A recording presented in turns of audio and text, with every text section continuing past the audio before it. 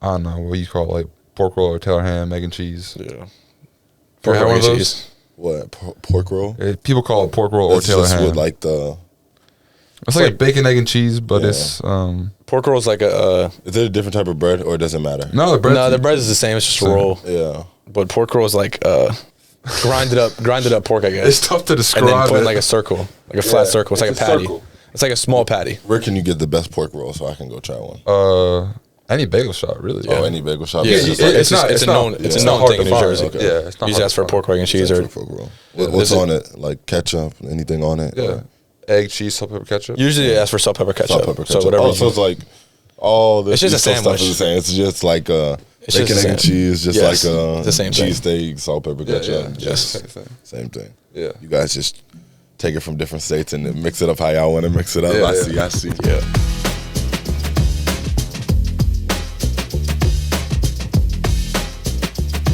Hey everyone, it's Jeremiah Williams here, back with another episode of the Knighthood podcast. We got the two Jersey natives here, Jordan Derkack, Zach Martini here. Appreciate you guys coming on. Appreciate it, man. Excited. Yes, Awesome. Yes, sir. So as everyone knows, we've been diving into some practices. Everyone open gyms, practices, individual workouts. With the first couple weeks going, what's your guys' thoughts? How do you guys feel? What's different from you guys' old schools and the summer routines you guys had? So I know it's been a little different here. Yeah, I could take it.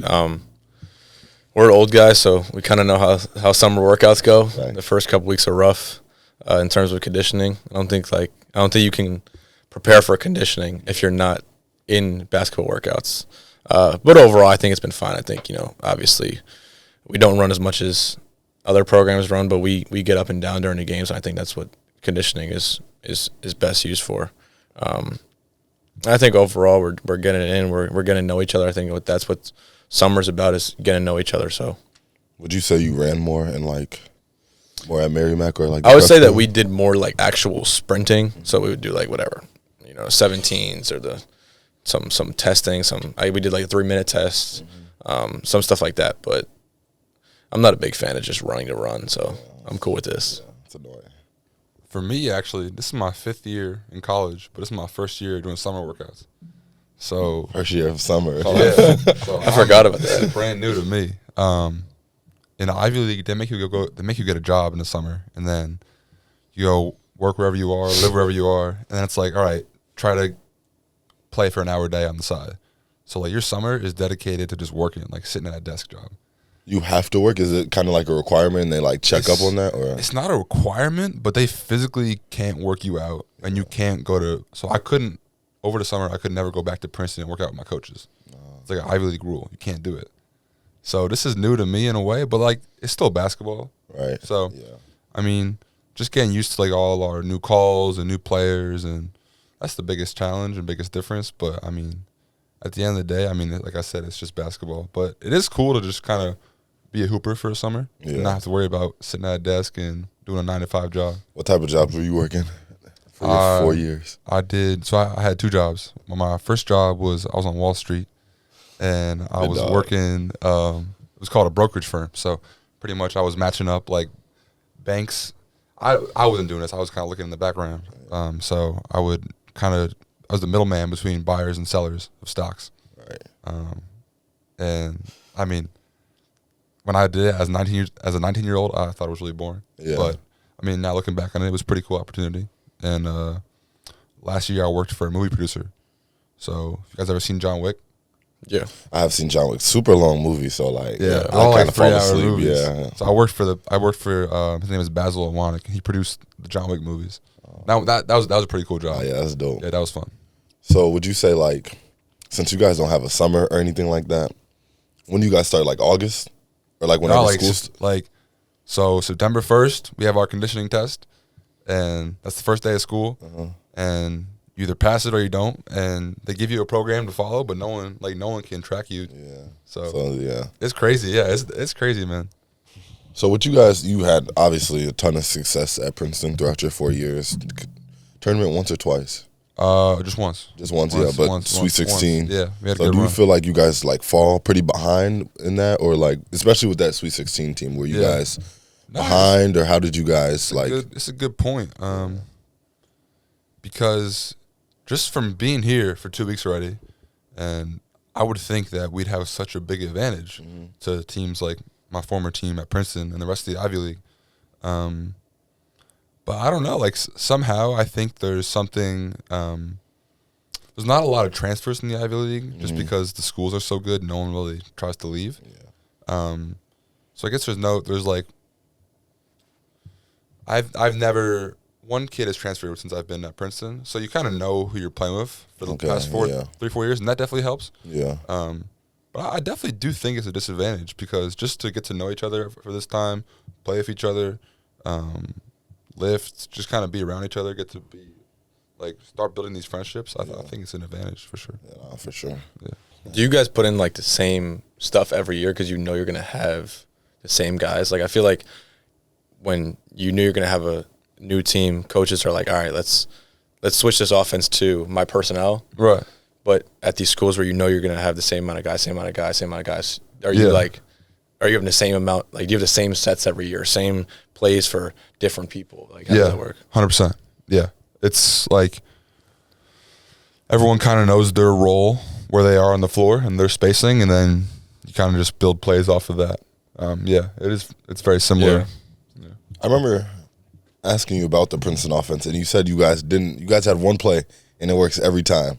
Yeah. So I mean, it feels weird talking about this now, but like when we play them in December, and I'm gonna tell all you guys to play, and I'm gonna tell B Knight and Pikes, and I mean, I want to think they're not gonna get it. Yeah. It's a simple back screen. They swing the ball around the perimeter. Someone gets a back screen and throw it in for the layup, and it works like at least once a game. Right. But besides that, they really just they really just like react off that play. Read and react. Read and react. Yeah, just cut and space. Yeah, that's what's up. So, with you guys kind of being the Jersey kids on the team, you guys are playing back at home, and stuff like that. Also, a part of the Jersey Shore League, which we were talking about a little bit earlier, is that it's summertime. Summer hoops are big in a lot of places. Like New York has Dykeman, Rutgers, Chicago has the Shy League. In New York? I haven't. No. Are you? No, I mean with the NCAA rules, you can't really like get on a team or anything like that. So I tried one time, but I don't want to sit out any games because of that. Yeah, no, that's fair. Yeah, that's fair. But would you guys say like, is there a league in Jersey, or maybe it is the Jersey Shore League, where summer hoops is like religion, or like is it a big deal, or is there something you can go to for basketball in the summertime, like a pickup game where it's a big deal and people like to go? Yeah, I think like Chicago, I think that like New Jersey is small enough where everybody that's kind of in the elite bracket of basketball players knows each other. Yeah. So you all you have big group chats, or you text people like to work out or to play pickup. And then they do have these leagues. So like the Jersey Shore League is a good league. It has a bunch of pros, a bunch of college players. So that's fun to play. And I think like the best thing in the summer to do is obviously work out with your team. And then when you're not working out with your team, just to have fun. And I think that's a good league just to, play and have fun. Yeah. Have fun, yeah. Yeah, no doubt. I mean, I didn't play last year, but I played 2 years ago, and Jordan and I are on the same team this year. And it's every hooper who's played at the highest stage kind of comes back, whether it's not every week, but they're always there to play. So you're guaranteed a good game. Yeah. So you've played. This will be your second year playing, and you played pretty often, right? Yeah, I played like 5 games last year, and I started playing this year too. Okay. So within your time, you said there's a lot of pros and a lot of college players. Who's like the best player in the league, or is there someone who's like, he usually dominates this league? The first time I played in the league, I was going into like my sophomore year of Princeton, or maybe it was my junior year, and I knew nothing about the league, but they post the rosters online. Yeah. And the team I was supposed to play had Lance Stevenson on the roster. And I was like, what the heck am I getting into? But then, like, the more you get to know this league, there is some, like, really, really big-time NBA guys on these rosters. But it's, like, hit or miss if they show up. Yeah, exactly. But you're still going to get a really good run, though. Yeah, pretty busy. Yeah. I saw you probably know Pierre Lewis Brothers. Yeah, Josh and Nate. So Nate, I went to a game. I played in it last year. We played at 8:30. They played at 6 or 7, whatever. And Nate had like 60-something in a game. But he was just dunking everything. Like, he probably had 20 dunks. He has that. Do you know that video of him like going under the? That was insane. That was in that league, and I just figured out that this year. And that video went viral. Nate's probably one of those players that goes crazy in that league. They play together. So Josh and Nate play together. So it's like I think they released some type of highlight tape where it was like literally like 15 to 20 dunks like in a row. Yeah, they both got crazy bounce. Yeah, crazy, insane. Nate he was leaving Temple when I was coming in. Gotcha. So he would still kind of be around. I think he still like had his apartment there or something like that. And it was going into my freshman year, and I don't know much that's going on this COVID year, so it's like a completely different year for everyone.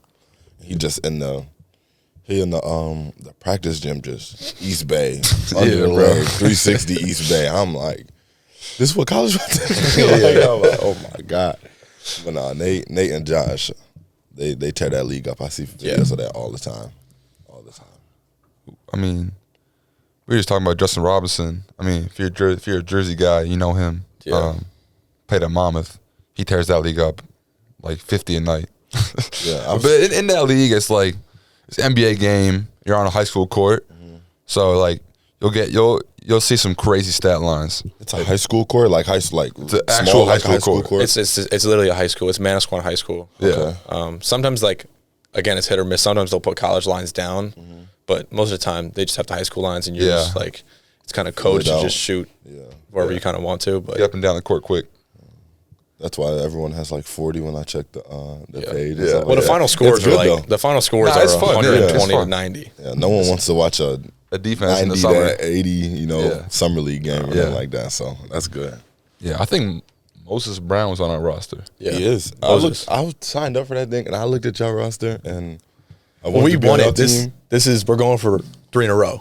Yeah. So I was never on this roster, so I can't claim Ron 3P. Pastor runs the team. Y'all rigging the league 3 years in a row. I was not on this team. I was on another team called WCT Warriors. Oh, that's the team I was supposed to be on. Yeah. And then no one wants to play on that. We had a good run. We won the regular season. And then people show up in the playoffs. Yeah, I don't even know. In the playoffs. We didn't really have a great roster, but man, it is hit or miss. If people show up, we're good. Yeah, you're good. And if maybe we just got lucky nights. We were like 8-0 though in the regular season, and then we didn't win anything in the playoffs. Now, with that being said, since like you mentioned, we're kind of the older guys on the team, and a lot of people kind of looks our way for guidance. But with that, a little reminiscent. It's only this is your third year, right? Yeah. Yeah. So like throughout college, what's like been like your biggest eye opener to college basketball, or like kind of like welcome to college moment, I guess, I had a funny welcome to college moment. It was like our first or second day of list my freshman year, and we had a really good team. Like I'd like to say that we had mid-major to high-major basketball team because we were at Merrimack, but we had a Virginia big man. He transferred to Virginia. Dayton point guard, Youngstown State, like a 4-man, and then we had 2 JMU transfers. So we were like on a high level. But it must have been the second day of lift, and we're doing like back squats, and I'm like probably back squatting like I don't know 315 or something. Like I'm going heavy. I want to like show the seniors and the big guys like I can lift, and our big guys only doing like 325, and I'm like, this is like I thought I was gonna be in for a rude awakening here, and I do my back squat, and I'm like kind of like eyeing him to see like if he's gonna do it. And he picks up front squats 10 times. And I was like, all right, this is ridiculous. Front squat. This guy. Damn. No, that was insane. What did he back squat? I don't even know. I think his body, his feet were hurting, so he just front squatted that day. And I never realized someone could front squat that much. Dude, front squat's the worst. You ever front squat? Like my freshman year at Temple, I think we used to front squat a little bit, but like I wasn't that big in the weight room coming into college like that. I didn't take it as serious as I should, I guess, coming into college. But like now, I can't stand like just the feeling of it being right here in my arm. Well, so I hold it with my hands. No, sorry, I lied. That's a different squat. It's called Zercher squat. Oh yeah, holding the Zercher like this. Yeah, that one's weird. Front squat. Okay, never mind. I forgot. Yeah, okay. What is this? I never. Zercher, so you hold your hands like this with the bar is just like the barbell just literally in this like crease. And you squat? Yeah, it's a weird squat. I did it before. It was kind of weird. Oh, we did it last year at Merrimack. I did it at Princeton. BD will never have us do that. No. As y'all see, the lifts are pretty. They're intense. Yeah, no, but they're intense. not like dumb heavier. Like no, it's a lot more like cardio than we had at our Princeton lifts. We just didn't have we just had this like type of facility we got here, like the room and the treadmills and like all that stuff. How often did you guys lift at Princeton? Like 3 times a week. 3 times. Yeah, 3 times a week. Merrimack. Yeah, same thing. We lifted every day in the summer. Okay. And then during the season, like we lifted when we could. Oh, okay. 3 times a week, whatever it was. Yeah. The off days. Yeah. But what about you? Welcome to college.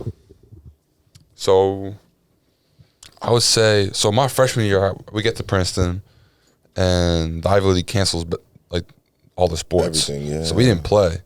So, like in April of that year, we found out we were playing. Our first game was against South Carolina the next year, and so we were just like juiced for that game. So we had like almost a year to prep for that game. Then sophomore year comes around, and I'm not really like in the rotation, but a bunch of crazy stuff happens, and about an hour before the game tips off, I found out I'm starting. And I'm playing center, and so this is my first ever college basketball game, and I'm like, all right, I'm gonna set the tone. Like, I'm a physical player. I like kind of just like Contact. hitting around down low and kind of like trying to throw people off their line and stuff. And there's this dude from South Carolina named Williams Levesque, and game goes up and they get the ball. They win the tip. I didn't take the tip. Hell no, I didn't take the tip. my my teammate Tosan jumped for that. I was not jumping for the tip. So I come back, and I'm like, you know what? I'm gonna meet this guy at the free throw line, and I'm gonna stand him up. And then he comes charging. He's like 6'10", 280. I'm like, yeah, I'm gonna stand him up. And he just runs right over me. No foul call? No foul. Just ran right over me. And I was like, all right, like crap. All right, this is college basketball. Right. But I don't know. That was, just to get through that, and it really like kind of got me going. And we ended up winning the game, and I had a decent game. Played like half the game. Yeah, that was my first ever college game. That was the welcome to college one? Yeah. Dang, that's crazy. So going through that game, like, that's your first game of what's your sophomore year, but you guys didn't have a freshman year? My first ever college basketball game. Yeah. Right. So were you guys practicing the whole year when they canceled Ivy League? We had a transfer from Dartmouth, and I just figured everyone from the Ivy League transferred out that year so they could play basketball. That's smart. Yeah. No one really did it, and then that guy actually ended up going back to Dartmouth. Exactly. Yeah. Right after. That's kind of smart. After, yeah. Make sure you get that year. He got 11 games in with us, and went right back. We were like, damn. Yeah. Just go leave. Us. No, we just practiced, and the crazy thing was, like they made us practice with masks on, but we couldn't do 5-on-5 because it was like you were too close to each other. We could do 3-on-3. Like some of the rules, COVID was there. COVID rules are making stuff up. You guys are old guys because I was like in high school during COVID. I could not. High school and COVID, they were probably making up rules too. Did you play with the COVID mask on? So you're supposed to, and then by the time like the game gets down here, I would take it off. I would be watching games back home on like my phone, and the refs would be like, "Pull your mask up." Oh my you get God. the tag. I'm like, the craziest thing was the refs weren't allowed in my high school. The refs weren't allowed to touch the ball. So like every out of bounds play, every start of a possession, you had to like hold it for a second, and then the ref would say like go, and then he would start counting. But the ref wouldn't like pass it to you. Why? Because they didn't want the refs touching the balls. I don't know why. There was already 10 people touching the ball, so I guess they don't want to add that to the ref. I guess so. But the ref would like you inbound the ball, and then it got shaky at the end of games. Like if you're up 2, you're taking the ball under the basket end of the game. Just go. Sometimes like you'd get the ball, and the ref would like start counting, and you wouldn't even know. Yeah, no one's thinking of that. And then if you're like, oh, ref, like I didn't know, like he would just start counting 5 seconds before. Did you get screwed over in the situation? There was never a situation where we got screwed. I saw a team get screwed. It was the same situation. I think it was up 1, taking the ball underneath their own basket. The kid was holding the ball, literally just like, I don't know, he was looking into space. And then he like looked over to the ref to like signal like, am I ready to go? And the ref was like, and he just count 5, and then he wound up losing the game. That's something like you would never even imagine happening. Yeah, That was COVID for you. yeah. COVID was too different of a time. I enjoy COVID. My I'm not gonna say I enjoy senior COVID. year- That's crazy. That's crazy. Nah, you know what? Like, I don't think that's that crazy, bro. Like when I was at the house for like those like that March to June, July, whatever it was. What, June, July the next year? Yeah. Yeah. I don't know. At first, it was kind of cool. Like, Yeah, I had no issues during I COVID. didn't. Too. Yeah. Yeah, to be honest, I mean, back at home, COVID hit the end of my senior year for 2020, Senior year, yeah, and me then too. school just ended, and like, Yeah, it was awesome. Yeah, school just ended. In Did you March. just finish your basketball year? Okay, kinda. The day we lost, right, and the very next day, is when right after our game, after we lost in state playoffs, Rudy Gobert did the whole, did all that, and the NBA got canceled. And then the very next day, like, the world shut down. So, Same situation. That was the same yeah, so, like, for me. my state playoffs was over with anyways, but everyone's ended, which I was happy about because I was like, all right, no one won state then since we already lost. And then, but other than that, I mean, COVID was, for me, my experience, COVID was cool because I was, like, one of the only people in the city with a gym. Like, it was me, DJ Stewart, Bryce Hopkins, John Poe, Dacus, Cam Kraft all day, every day. So I had a gym. I had somewhere to go. I was still outside. I wasn't quarantining how I was supposed to be. You get into a gym? Yeah, we That's had cool. a little church gym like 10 minutes from my house. We would work out throughout the week, and then on the weekends we would have like a run and stuff like that. So school was over in March. I didn't have school again until like September.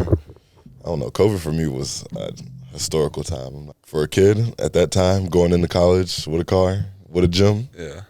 I couldn't ask for much Could be more. worse. Yeah, definitely. I was could be I was worse. in trouble because so it hit March 14th, 15th, whatever the date was, and my birthday was March 28th, so it was later. That was my 17th. So that was when I was supposed to get my license. Yeah. So then my license got pushed back until I didn't get my license until September. Oh. So that whole summer, like, I was still licenseless. So I was just like running around, like riding my bike places because I couldn't go anywhere without a car. For real, yeah. That stinks. Yeah. I got into video games, which I never thought I would get into. I don't play video games. Yeah, you don't play them now though, right? Which Nah, I don't crazy. either. You I got it for a little right? Nah, I played a little bit. You know what I was playing actually over COVID? I got I was playing NCAA 14. It's coming out again. It's coming back out. In like 2 weeks. Yeah. And I'm on it. And I was playing on the Xbox 360. Yeah. You're winning Rutgers I forget what team I was. national championship. Actually, I got to do it the first day. I forgot all about that. I'm glad you reminded me. See, the thing is like, I know I want to buy that game so bad. Got to. I don't got the newest like Next gen, yeah. The console, consoles. yeah. So that's gonna run me up what, like $500 or more? Maybe like 4. 4? Yeah. I don't know if it's worth it, You got bro. that Rutgers NIL money. You got it, man. Yeah. It is worth it to win a chip with Rutgers though. That'd be Yeah, it cool. is. That'd be fun. And it'll pass time, I guess. I mean, in the summertime, no one's here right now. Right.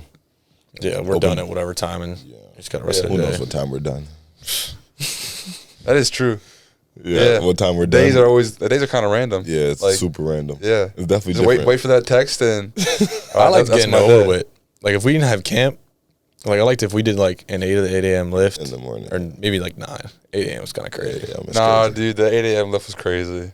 Yeah, I would maybe do like 9. 9. I guess Nine, it 10. wasn't that crazy. Even It's- 10 o'clock lift. 10 would be cool. 10 o'clock lift, like 11, whatever practice. The one practice is crazy because you wake up, say you even wake up at 10 or 11 and you don't go to treatment. You're still thinking about practice all day. You can't Yeah. even like let loose or And then chill it's for 5 real. o'clock. Yeah. Yeah. You get home at 5 o'clock. Yeah, you get home at 5, 5. 6 o'clock. You got to eat something. Eat again. some, go to bed. Do it Go all to over. bed. Yeah. In AAU, we talked about the Phenom team with Jalen Johnson. Yeah. Bro, his team had like that. What is it? 16 between my 16 and 17 years. There was like a tournament, like 3 tournaments back to back to back, where teams were just hitting game winners on us. And even now, like we get to them late game situations, and say You ever think about that? if we're up and they get the last shot, I'm like, please no, please. Like, I do not want a game winner to be here. It's so deflating. It's so deflated. Yeah. When I was a kid, and this logic makes no sense, I would prefer to be tied at the end of like 10 seconds left in the game. I prefer to be tied. Oh yeah, and no be pressure. up 1. Yeah, no pressure. Because I would feel like, man, if I'm up 1, With the ball or without the ball? no, other team has the ball, last shot. Oh no, That makes no crazy. sense. That's crazy. Nah, that makes no sense. That's crazy kid I would logic. just like in my head the percentages of the team making that shot if we were up 1 versus tied Go A lot higher. is a lot higher. Yeah, a lot higher. You might be right. Yeah, true. As a little 10-year-old, It's just a feeling everything can go feeling wrong. everything can go wrong like that, Everything yeah. can be lost like that. like if we were tied and we lost, it doesn't hurt as much. Yeah.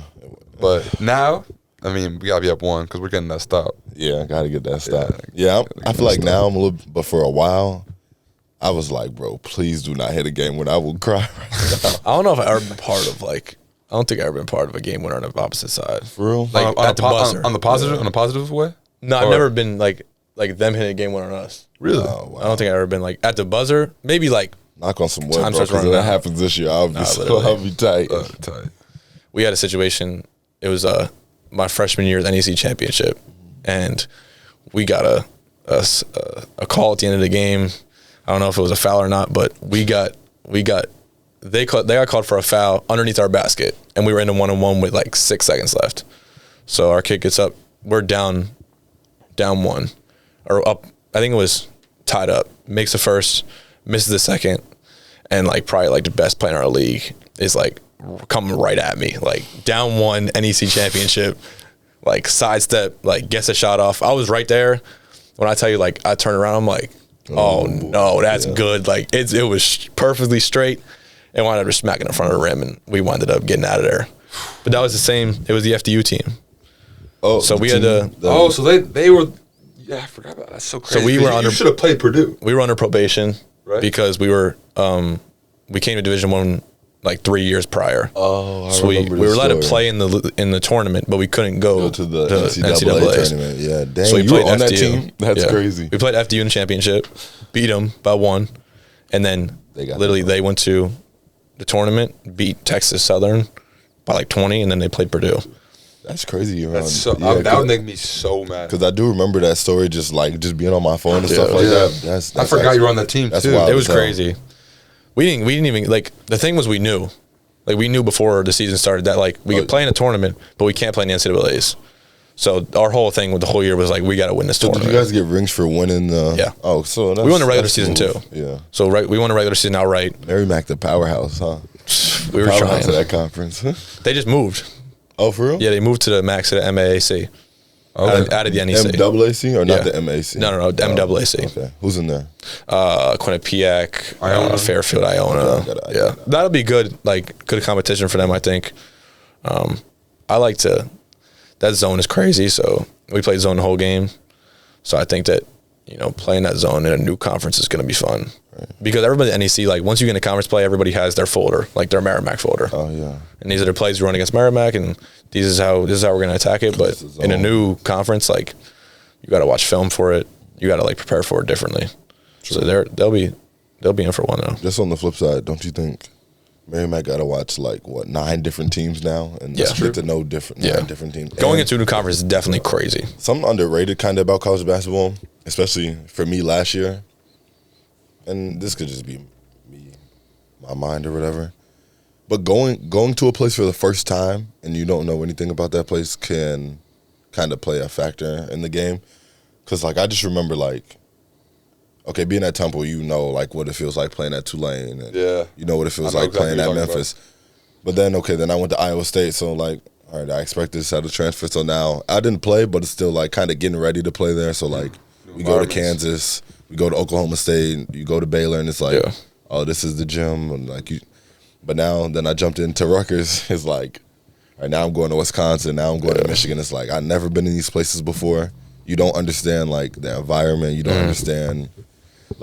Every place has its own unique environment, own unique thing to it. So if you can get ready for that and you already know what it is, it kind of mentally, the mental game, it kind of helps you. But for your first time doing it, you learning about it, it can throw maybe your routine off because maybe maybe Purdue goes in earlier than you, Right. So No, that's very, and I can relate to that because sorry, but Dartmouth is probably consistently the worst team in the Ivy League, and it's the hardest place to play in the Ivy League. Yeah. You gotta drive up there. So say we play them on a Saturday night or Saturday day game, leave Thursday. It can take 7.5 hours to get there on a bus. Ooh. and then you get there, and it's just dark and cold and snowy, and we this year we played there for their senior night, and there's probably 600 people there. They have no jumbotron, no starting lineup thing. There's no there's no video board. It's just like it's actually just wooden bleachers on both sides, and like they know they have no postseason chance, but they just want to kick your butt because like we're the best team in the league, and you end up playing some dog fights against them. And then you see their record, and they're really, really bad. Yeah. But you win by like 5, and you just escape. You get out of there. Yeah. It's tough. I think it's crazy too because I've been on the other side of buy games my whole college career now. So it's like every time you go into one of these games, like there's some people on a team that are not expecting to like even like compete, and you could feel it like leading up in practice or going into the arenas, and everybody's like, "Oh, look at this arena!" Like people do that. Like I kind of hate when people do that. My freshman year, I wasn't in a spot where I can be like, "Yo, like chill." Yeah. My sophomore year, like I was one of the guys on the team, so I was like, "All right, we're not like that's a rule. We're not taking no videos, no arena. Like we're not doing that." But that was fun. Like it was fun going into those arenas, like when people thought we had no chance, and we lost every buy game I've ever been in. So I was just about to ask, have you spoiled anyone's day? We tried to spoil Georgetown, so we lost by 1 last year. We were up by 4 against Florida at their place at halftime. We're down by 3 to Cincinnati with 4 minutes left. We've been close. Man, you guys get some calls, man. That is crazy. The buy game calls? No, those are crazy. Like, we're in the game. Next thing you know it, they get 2 and 1s or 2 like little ticky-tack fouls, and you go from 4 to 12. Yeah, that's the game. That's the game. Just like that. Welcome to the good side, man. Yeah, I mean, it is nerve-wracking if you like. You'll be on like. I mean, granted, hopefully not, but like some teams will give you a run for your money for sure, especially like buy games and stuff like that. And I've been like in some close buy games, and the whole time you just like say you just get not in the game you're not thinking about it, but say you get subbed out for like 2 minutes, you sitting there thinking like, bro, we cannot lose this. Cannot lose this. When we were in the tournament at Princeton 2 years ago, we're playing Arizona, and I remember that game. I think it's like 2 minutes left in the game. It's about a tie game. It was a low scoring game. It might have been like 50-50, and immediate timeout. We're waiting for the refs to get the okay from the sideline, and the guy I'm guarding, his name is Courtney Ramey.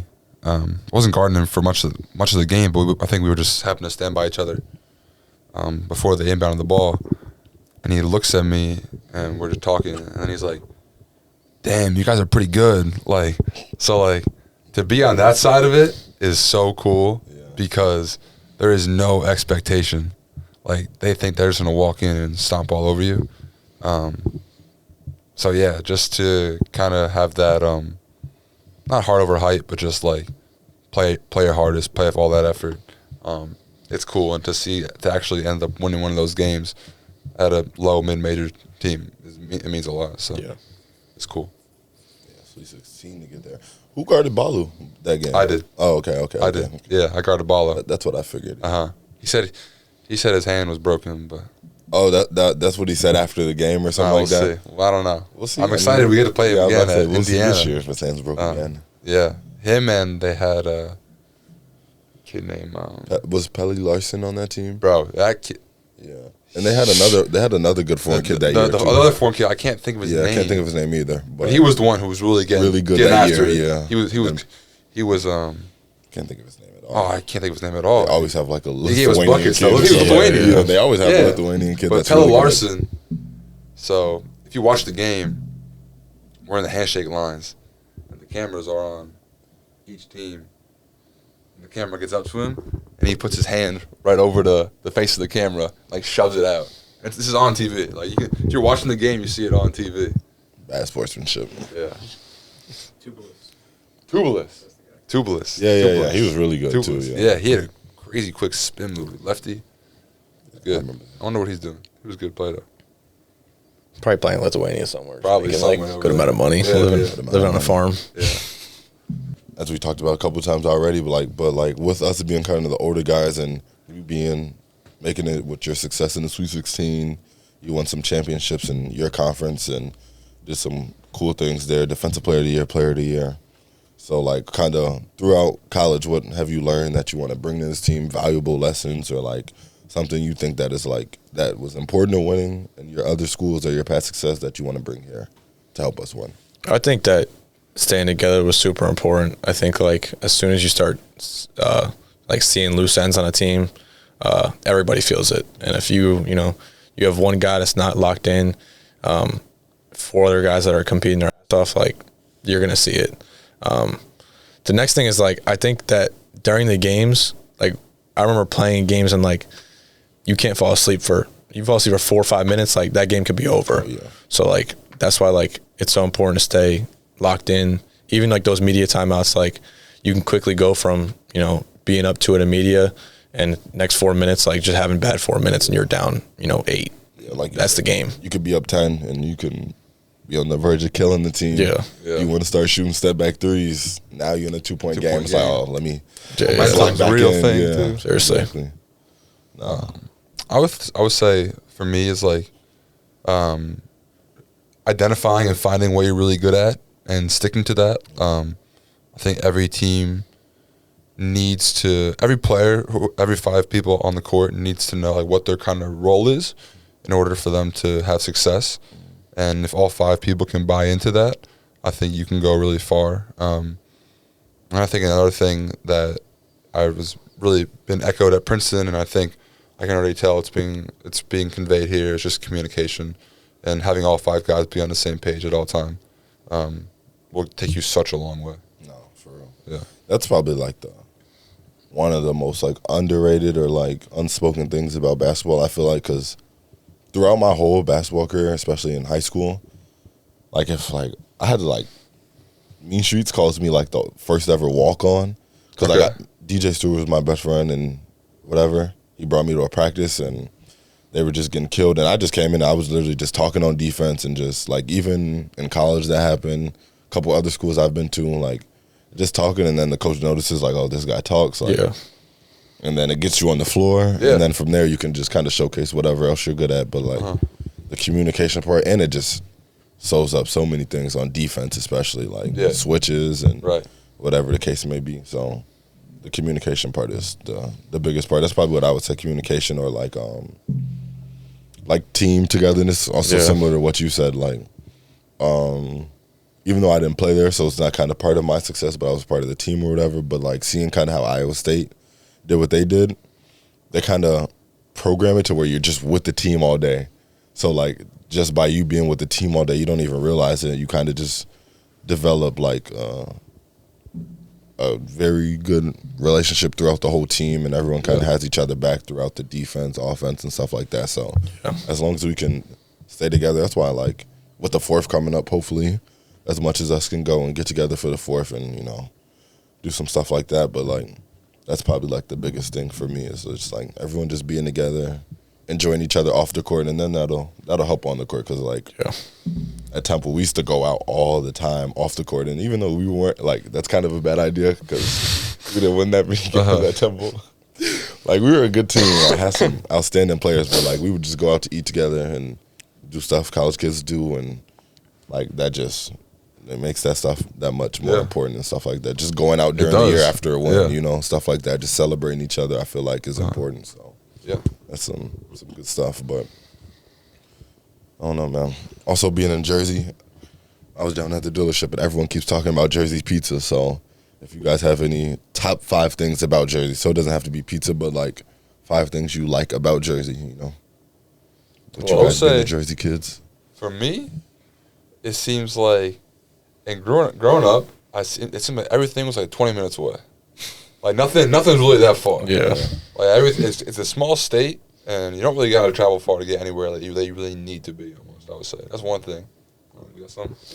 Yeah, we Jersey fights for each other, so we know that like we're always most hated. I don't know why it is, but everybody hates Jersey for some reason, and we're not from there. It's true. I think that again, like, what's the best thing? The best thing about Jersey is that it's a transit state, so you can be anywhere. Like he's saying, you could be anywhere anytime.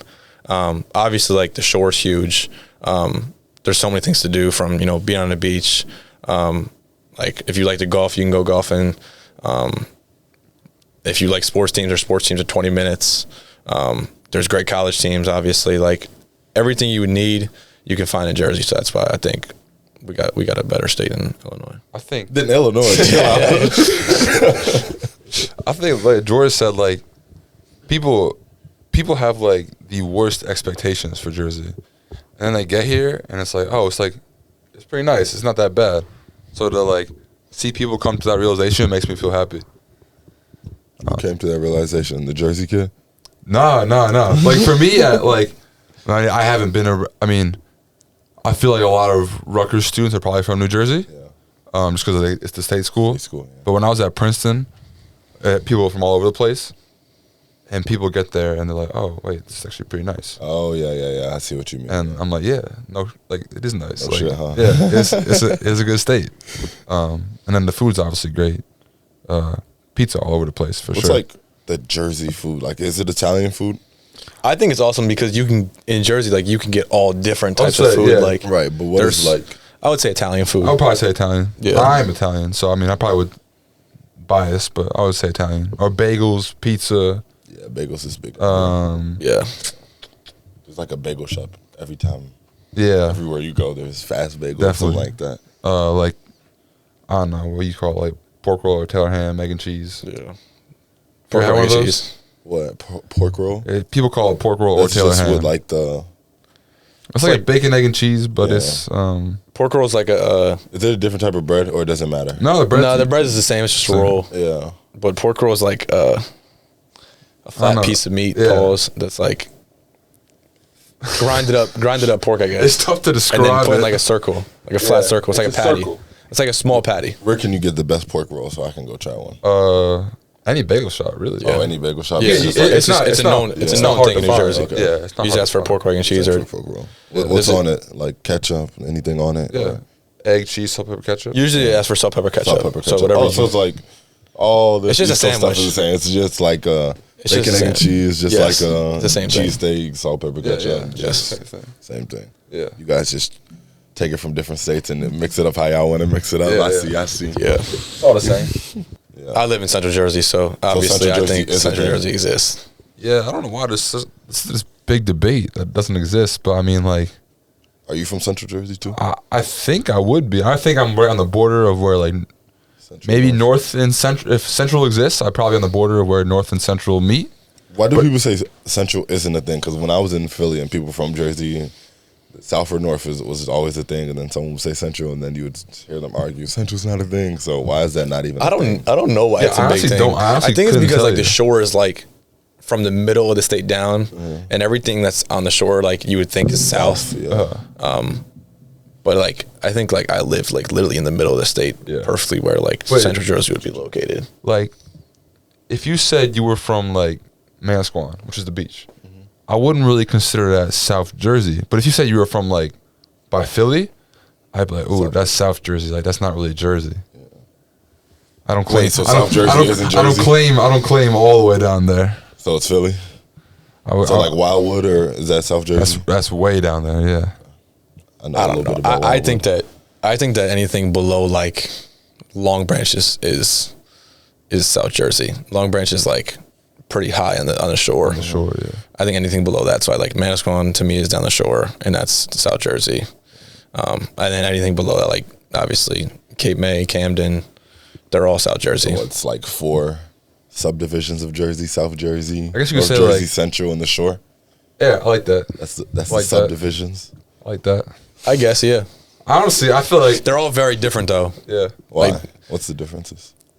Like how people act, or like I think Uh, it's like the one is different like landscape. So like North Jersey is like like more forest and stuff. Forest, woods, and woods. Yeah. And then you get into Central, it's kind of like the city. So like I think like Newark is in Central. North or Central? Yeah. Oh, I thought more people say that's North. I'll probably say that's north. It's probably like on the border.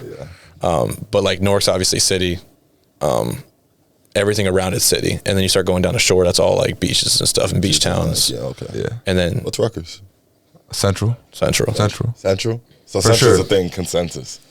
Yeah. a thing. It's got to be Central Jersey. When you live in New Jersey, there's North Jersey, Central Jersey, South Jersey. Cool, man. I live in Central Jersey then. Claim it. Everyone, thank you for tuning in to another episode of the Knighthood podcast. Thank you to Jordan and Zach for, joining us on this podcast. Appreciate you guys coming, and we'll catch you guys soon.